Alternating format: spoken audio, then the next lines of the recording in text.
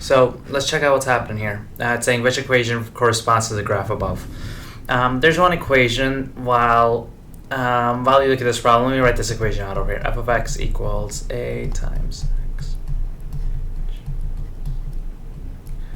Memorize this equation, understand what it means. Really, your k is your min or max.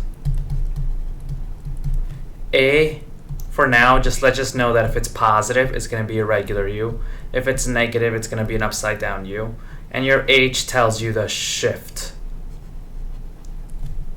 Shift left or right. Okay, so just stick with the basics for now. So looking at this problem, it's saying which equation corresponds to the graph above. See how this is an upside down u?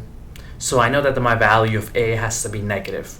And for that reason, I'll cross out answer choice A and I'll cross out answer choice B, because they have a positive value of A. Over here, there's a negative value. So now I'm left with C and D.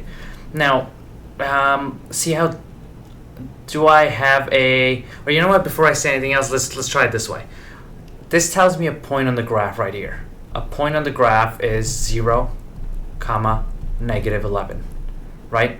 So I know that this is my x and I know this is my y. All I'm going to do right now is I'll just go to my answer choices. I'll plug in 0 for the x and see which one between C and D spits out negative 11. So let's go to answer choice C. 0 plus 3, so I'll have 0 plus 3 squared minus 2.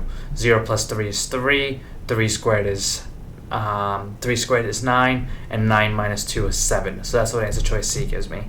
And now let's test out answer choice D. You know what? I did mess up somewhere, right? So if someone caught that, I forgot that negative sign. I don't know if it'll make a difference at the end, but for now, let me have that negative sign in there.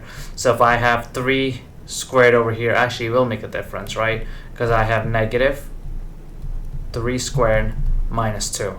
3 squared is 9, so I have negative 9 there, minus 2, which is negative 11. Big difference. And then I'm going to answer choice D.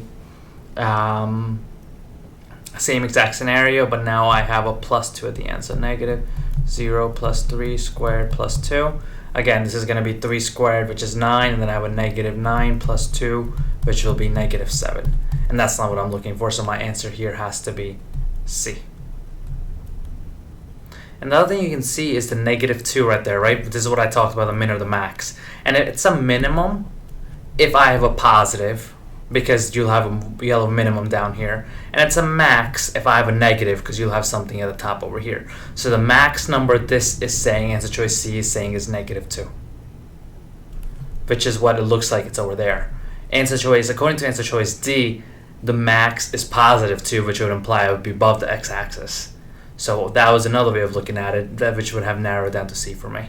But since the way I did it right now over here was I know the x and the y value, so I just plug that into the equation. Either or will work.